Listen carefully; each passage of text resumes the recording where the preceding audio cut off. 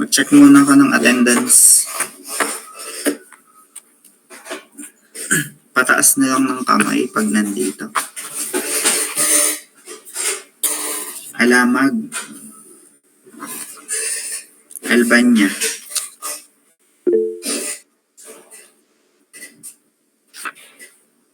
Aledo.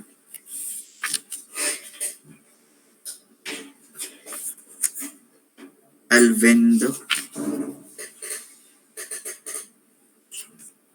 Arguelles. Bagsik.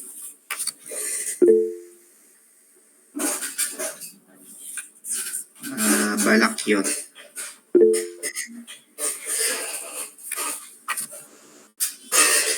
Bartolay.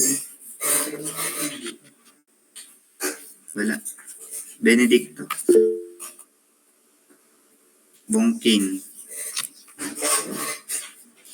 Cabral. Kanimo. Katapang. Como. Cos. De Luna Japet.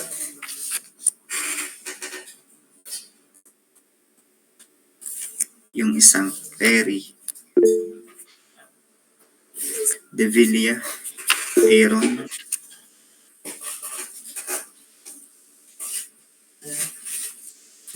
Filbert. Yung isang De Luna, wala. Drelon.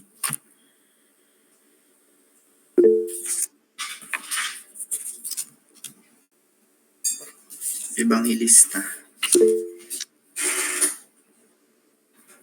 Forto. Lipaw-paw. Magadya. Manaring. Marmol.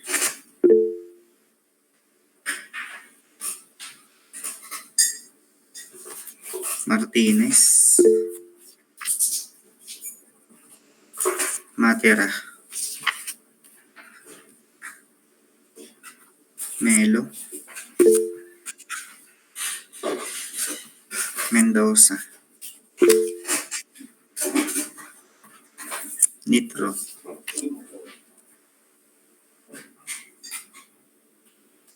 Panaligan.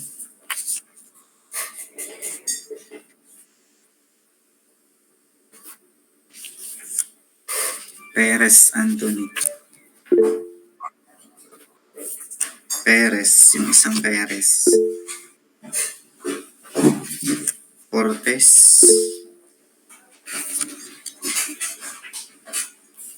Ramos. Rodriguez. Rosales. Salamat. Sanchez. Wala. Torano. And Victor. Okay. Magdi-discuss lang tayo ng wala kang index card of Mina. Nagpasa ka ba ng index card? Wala dito. Yes.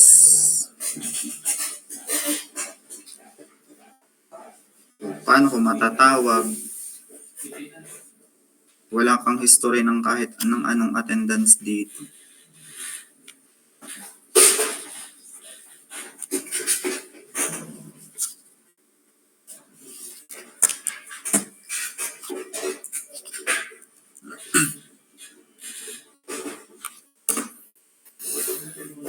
Okay. Magdi-discuss lang tayo ng final requirement. And then sa Saturday, hindi na matutuloy yung ating remedial. No remedial exam.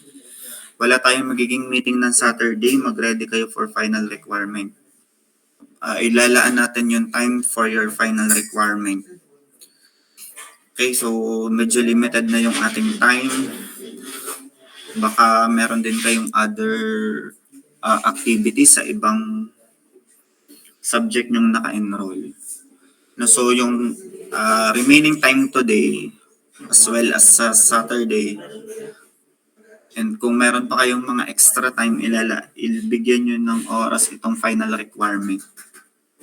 Okay, so I will discuss first yung details. Kahit ito yung na-discuss ko na noon nung tayo mag-first meeting, i-discuss ko pa rin siya ngayon para lahat ay aware or baka nakalimutan na yung dati kung ano yung content ng final requirement.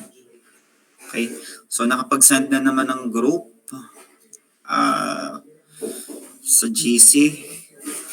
So, kayo na ang bahalang mag-usap or mag-meeting kung paano nyo maagagawa ng maayos yung final requirement. Okay? Nasend ko na yung template as well as the rubric for checking. So, for this time ay i-discuss ko yun, then ipe-present ko yung sample project. Okay? Then, pagka meron kayong questions,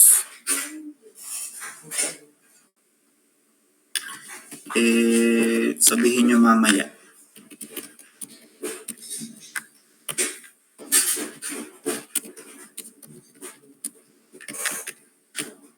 Okay, so i-send ko lang yung i-show ko lang yung aking screen.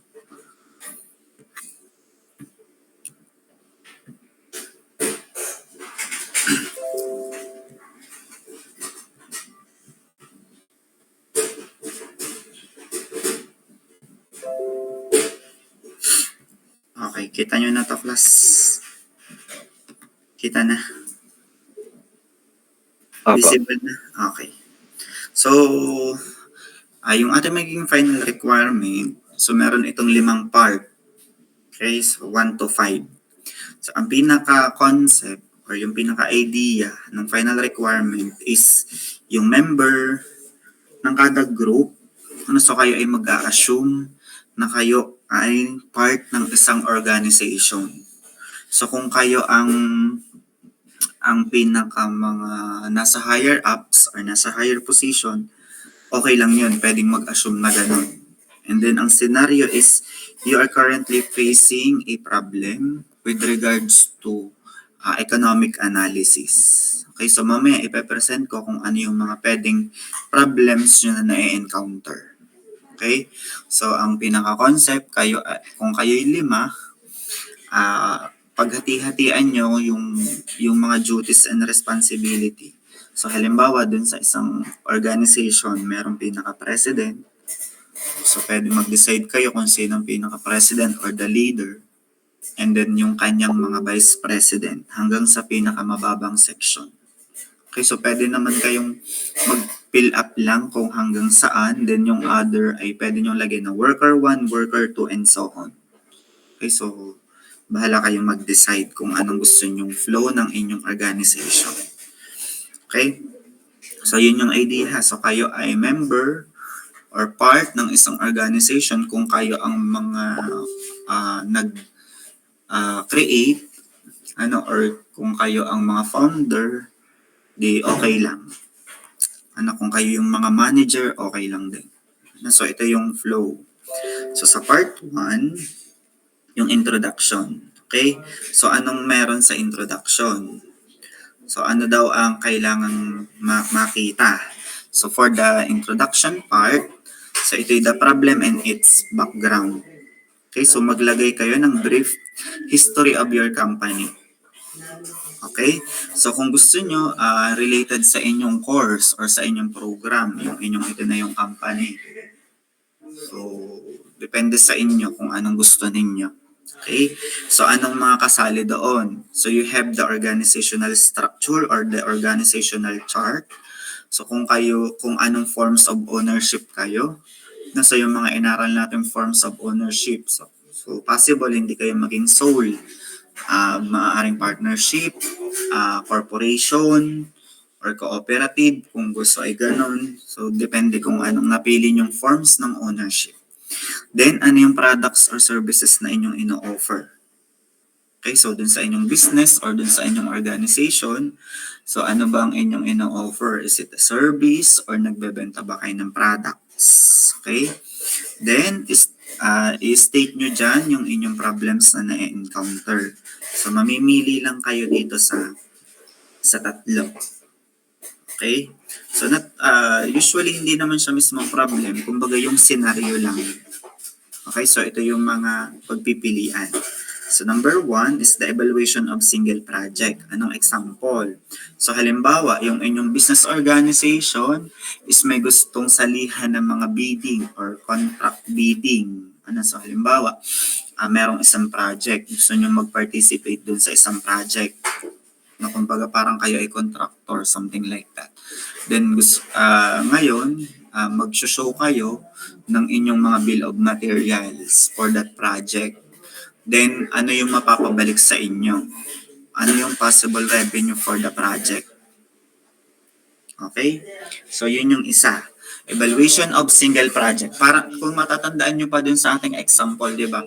Meron dong investment costs. Merong mga annual operation, annual maintenance, taxes and insurance, and so on.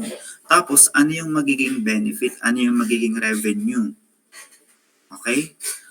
Yan. So, pwede nyong applyan yan nung ginamit natin sa evaluation ng single project. Pwede din yung present economic study or break-even analysis at saka cost-benefit ratio. So, pwede nyo din ditong lagyan ng cost-benefit ratio.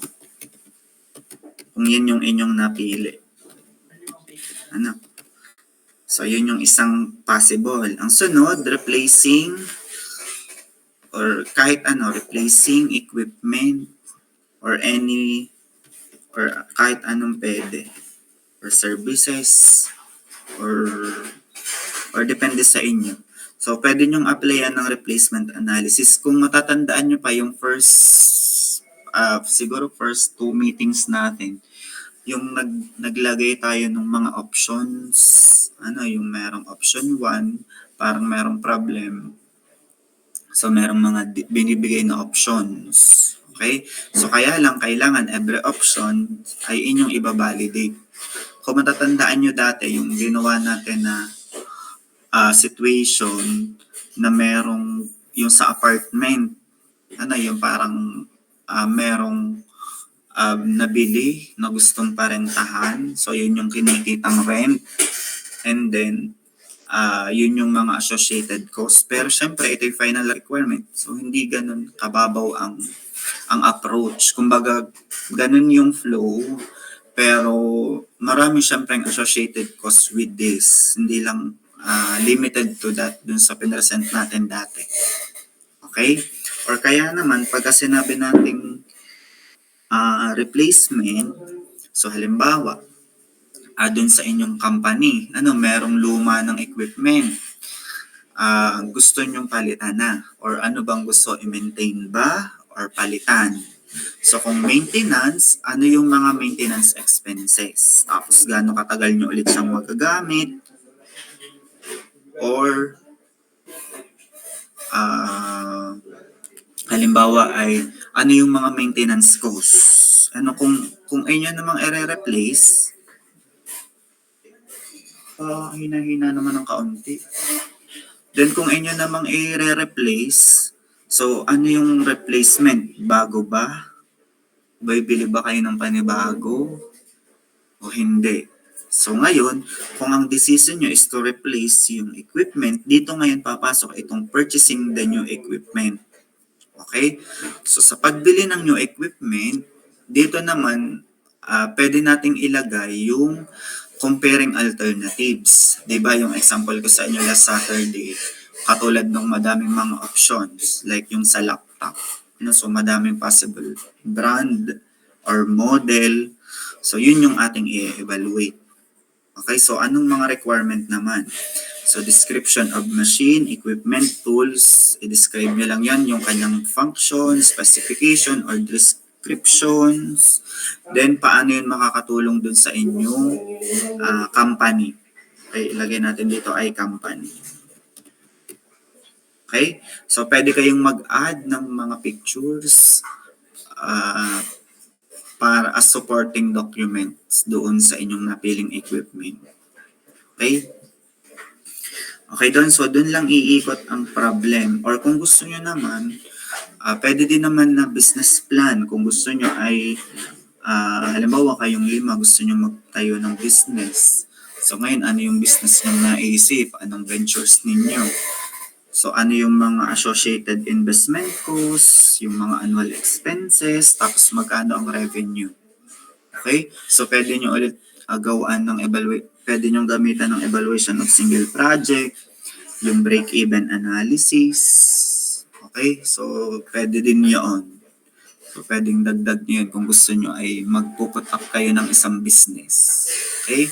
So, kaya nga lang, doon medyo madami ding associated na cost. Okay? So, aalamin nyo ano ba ang mga cost sa isang business. Kung merong cost of material, cost of labor, machineries, equipment, and so on. So, kailangan ay very detailed ng inyong project proposal. Okay, since ito ay final requirement, it is 25% of your grade. So, dito ko makikita kung okay ba or naintindihan nyo ba yung ating mga diniscuss sa economics. Okay, so ito na yung pinaka-application. Ano? So, yung mga inaral natin before, so hopefully ay mai-apply natin dito sa final project. Okay? Punta tayo ng chapter 2. Okay, sa 1, okay, sa part 1, naunawaan ang dapat laman ng part 1. Okay, doon? Ha? Pa-react. Kung okay doon. Okay. Punta tayo ng part 2. Mamaya ipe-present ko sa inyo yung sample. Pero, yun ay dito lang sa isa, purchasing yung equipment. Okay? Pero kahit anumang project ang inyong gawin, pwede nyo namang i-follow pa din itong template. Ito naman ay naka-common dun sa lahat. Okay, next. Part 2 natin, methods of evaluation. Okay? So kung naisip niyo na project na yon, ngayon, paano natin makikita kung yung inyong project na yun ay magiging economical or hindi? Okay? So dito sa part 2, mag-state lang kayo dyan ng mga methods of evaluation yung gagamitin. Okay? So nakalagay na dito yung mga possible methods of evaluation. Okay? So dito sa part na to, let's say ang pinili nyo ay comparing alternatives. Ngayon, state nyo. Doon sa comparing alternatives, ano yung mga methods?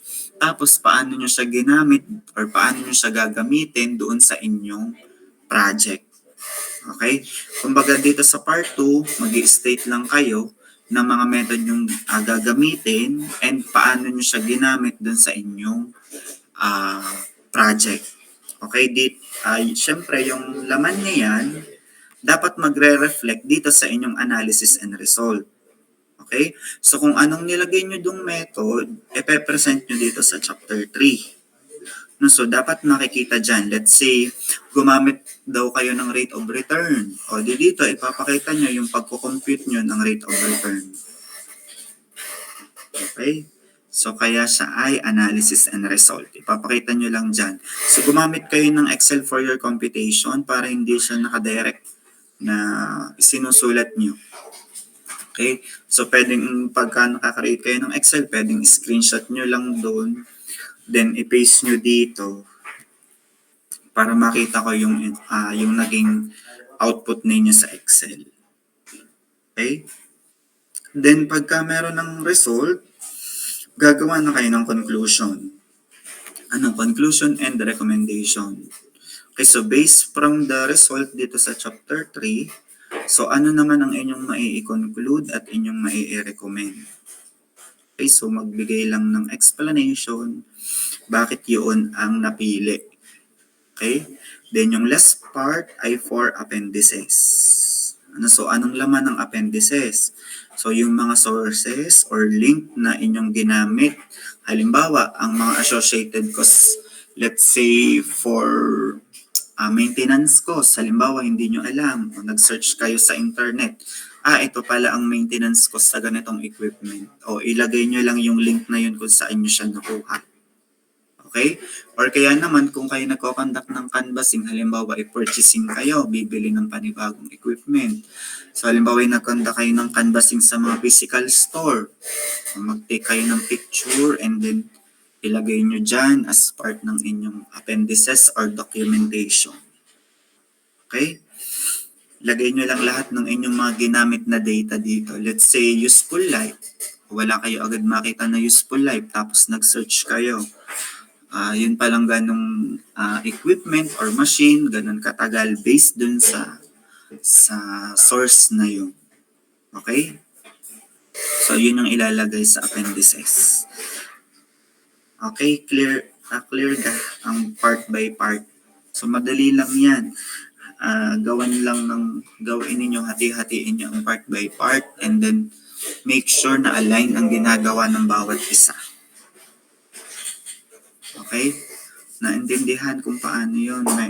Mayroon kayong questions or clarifications about the project? May tanong kayo? Naunawaan ang gagawin? Yes po, sir. Okay. Sige, punta naman tayo ng yung sample para mas ma-visualize nyo kung paano siya gagawin. Okay, so ito. I-show ko sa inyo yung mga in-create before ng aking mga student. Ayan. So, yung pinaka-front page, kita na to. Okay, visible na to. Okay na. Kita na. Opo. Okay. Ayan, so kung makikita nyo dito, naglagay sila dyan ng yung company logo. Okay, so okay lang yan. So kahit siya ay hindi ko naman na-require, pwede naman kayong maglagay ng inyong company logo. Ano? And then, ito yung pinaka-front page. Ano? So, ito naman ay binigay ko sa template. Ha? Palitan nyo na pala class ito naka-main to pa. Gawin yung but state you the NEU. Baka lang dun sa template ay hindi bago yung aking naibigay. Tapos College of Engineering lang. Okay? And then, yan, sa introduction. Okay, so nilagyan nila dito yung name of the company and its history. Nilagay nila dyan kung paano nabuo, kung saan siya located, then kung sino yung pinaka-founder ng company nila. Gaano nakatagal nag-ooperate and so on. Okay, so yan yung part 1. Then yung kanilang mission statement at saka vision statement. O pwede kayong maglagay niyan.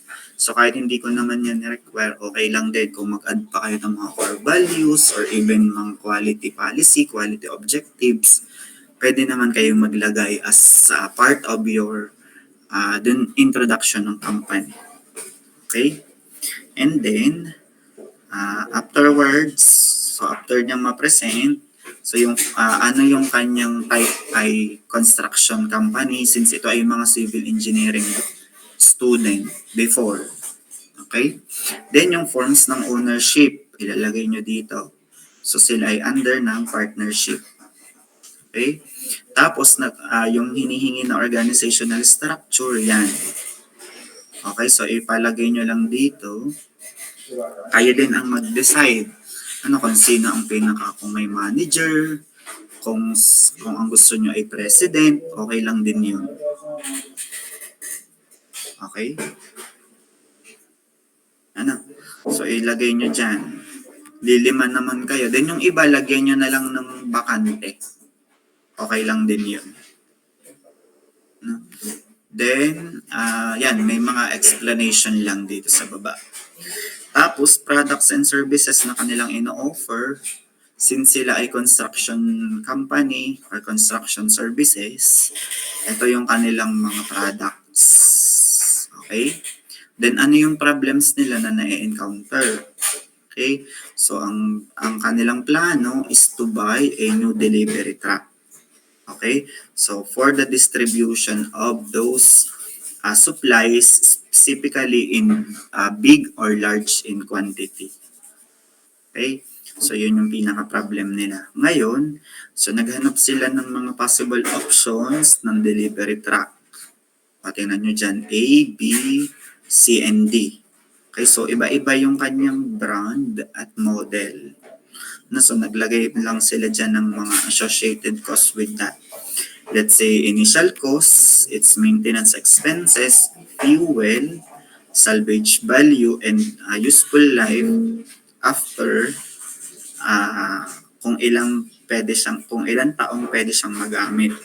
Okay? Ayan, so lahat ay meron. Tapos, like this one, ito yung mga costs na kanilang ginamit. Okay? So, meron pa yan, I think, dito sa baba. Okay yan. So, initial lang to. Alam ko madami itong mga costs na ginamit. Okay, and then part 2, yung methods of evaluation.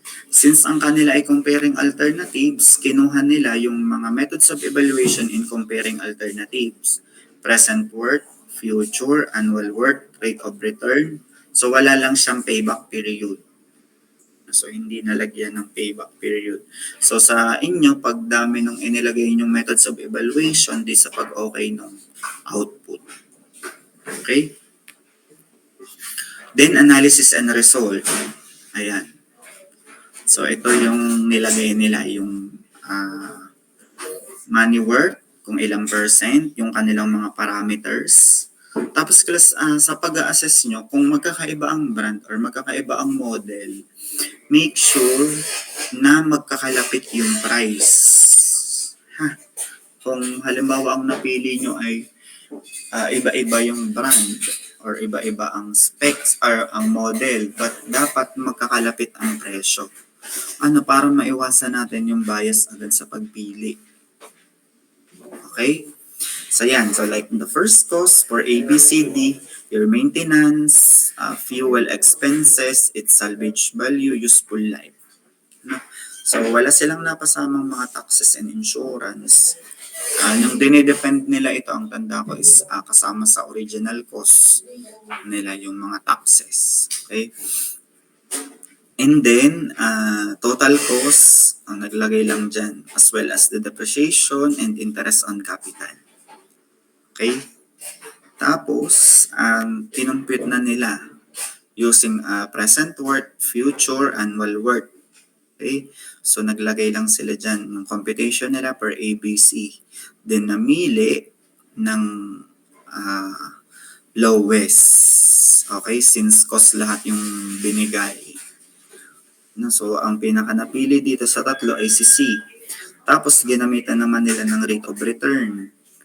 Sa rate of return, kinumbine si A to lahat. So, si C ang napili. So, yan. Ganyan yung pinaka-approach kung purchasing the new equipment. Doon naglagay sila dito ng conclusion and recommendation based dun sa mga naging findings nila ng chapter 3. Okay? Tapos, yung appendices. Ito yung mga pinagkuhanan nilang sa internet. So, nung time na yun, hindi sila nakalabas kasi ito ay pandemic time na ginagawa pure online. Okay, so lahat ay online resources pa no. Okay, so ngayon naman pwede namang lumabas. So, pwede naman na magkanda kayo ng canvassing para mas realistic yung inyong cost analysis. Okay? Okay, done? Okay, sa sample output, sa sample project. Bibigay ko sa inyo yung copy, but syempre, as your reference lang. Okay? So, wag nang kung saan-saan kasi hindi akin yung project. Yun ay gawa ng mga bata, tas may mga picture pa sila doon. Okay, so ang purpose lang nun ay for your project. Bakit? Oh, agad-agad. Okay. May tanong kayo sa final requirement? Meron kayong questions? So, last na, yung rubric. So, kung paano ko yan checkan, paano ko i-evaluate. Ang criteria natin, meron tayong 5. Okay, 5 na ito ay ginagawa kong pinapalitan ko kasi over 100 points. Parang ito ay 20 yata. 20, 18, 16 at 14. Parang ganon. Para 20 times 5 ay over 100. Okay, so hindi ito 4, 3, 2, 1. Parang 10 times ko ito sa 5. Ano, parang basta ganun. Pero ang ano ko ay per to ang baba para hindi ganun kababa pag nakagrade kayo ng dito sa 1. Ano, parang ang ano ko dito, ang nilagay ko dito ay 20, 18, 16, and 14. Okay? Para sure na pasa dun sa final requirement. Alright. So, dun tayo sa criteria for checking or for evaluation. Number 1 is the knowledge. Okay? So, syempre, checkin ko dyan yung your understanding about the concept. So, yung mga idea. O kung paano kayo nag-come up. Sa ganun, paano nyo na-compute. Okay? So, that is the knowledge. And, second one, the requirements. Okay? So, may mga binigay akong required na laman per chapter. Then kung meron kayong gusto pang idagdag na goes beyond the requirement na sa tingin nyo naman ay pwede, so okay lang din yun. Okay? Then your complete explanation. So kada may ipepresent kayo doon na figure or tables or kailangan merong complete explanation. So kailangan siya ay responsive. Ito, magkakonect yan. So yung inyong explanation, kailangan responsive dun sa kung anong nilagay yung figure. Okay, so magkakonect itong dalawa. If naglagay pa kayo ng some additional information. Okay? So before, ito yung pinapapresent ko. Kaya naglagay din ako dito ng responsive if you're able to ask or to answer my questions with regards to the project. So kung kaya pa natin, di try natin gawin. Okay? Then yung last is your written report.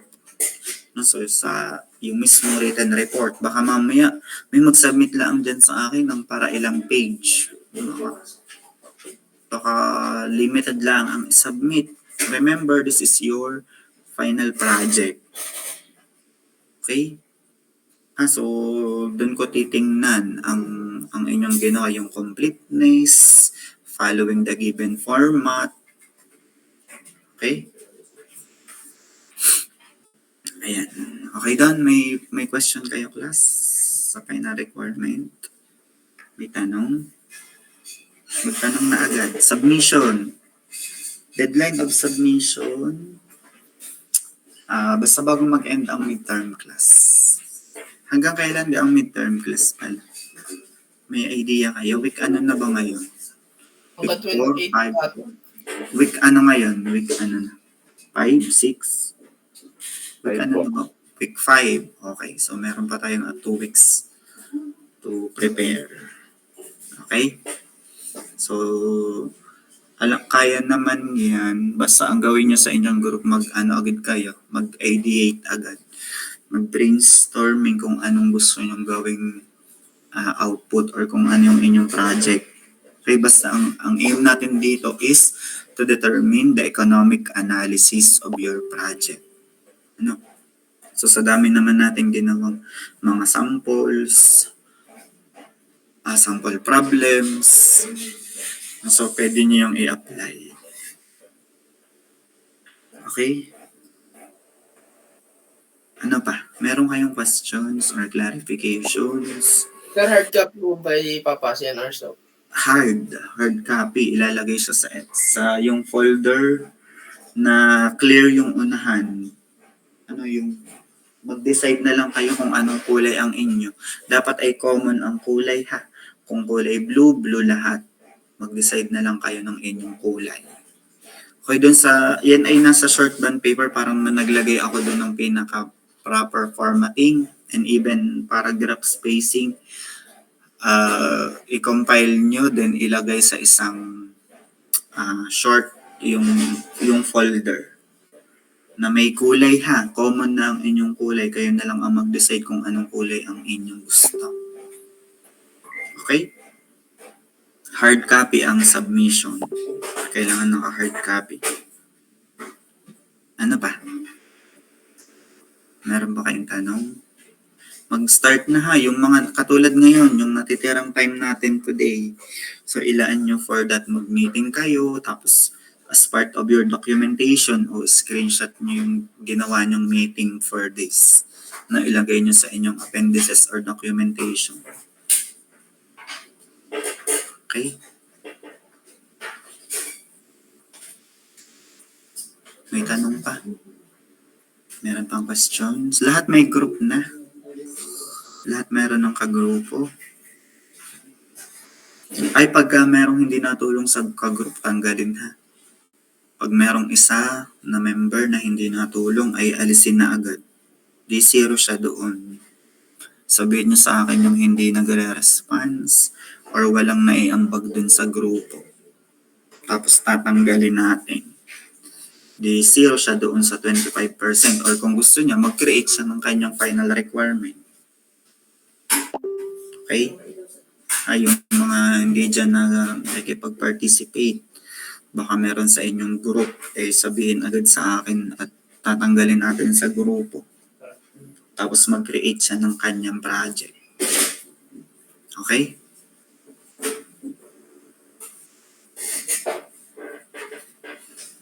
Meron pang tanong? Titingnan natin kung magkakaroon tayo ng presentation. Siguro, pag meron akong tanong, kahit sa GC ko na lang isend kasi limited na yung ating time. Okay? May final exam pa tayo. But yung mga remaining time natin, ay ialat nyo na lang dito sa final project. Okay? Tsaka, syempre, mag-aral for the final examination. So, hindi na ako magpapabigay ng remedial, removal exam na lang tayo na cover to cover. Ano? Kasi kulang na tayo sa oras. Sige. Ay sir, kung magkaka-removals man po, kailan po kaya ang possible date for nito? Day after final exam. After kung mag-compute ng inyong marker, siguro week after. Ano? Doon pa lang malalaman naman kung sino magre-removal. Okay? Then pwede po kayo malaman if ilang items po or numbers ng final exam namin. Hindi na. Hindi ko pa nga nagagawa. Sige po. Basta expect nyo lagi na 1 to 100 at problem solving. Ganun lagi ako magpa-exam.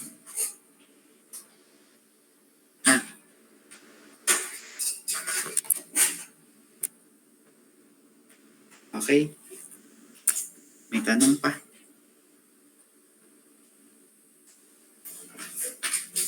Baka naman mahihila ng final project. Yes, sa Saturday ay hindi ko na kayo i-meet. So kayo, depende sa inyo kung pupunta kayo tapos dito kayo gumawa. Basta no meeting tayo ng Saturday. So for ano na lang natin yan sa preparation nyo ng final project. Okay? Kasi baka meron din kayo sa iba yung course or ibang subject. So at least binigyan ko kayo ng time na mag-prepare. Okay? Ayusin ha ang gawa. Ayusin ang gawa ng project. Doon ko binabawi ang marka. No, hindi ako nagbigay grade ng basta passing na 60. Ang total kasi niyan over 100. Hindi ako nagbibigay ng basta 60 points. Last time may nabigyan ako I think 94 or 96. Cross score yun ha. Over 100. Parang pinakamababa ko na grade nun is 80. 86 sa pagkatanda ko. Or 88. Basta maalin doon sa mga game. Yun ay raw score over 100 kasi ang passing ay 60. So depende sa inyong gawa. Para makakuha kayo ng mataas na grade, hindi ayusin ang gawa at tama. Okay? Okay na. May tanong pa?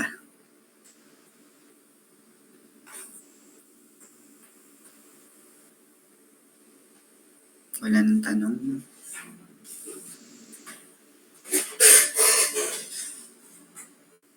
Wala na. Sige. Kung wala na, pwede ko na kayong i-dismiss and mag-prepare ng final project, mag-conceptualize na agad. Then mag-set ng pinaka-leader and i-disseminate na agad yung mga gawain information and na agad kayo. Maghati-hati na agad ng gagawin. Okay?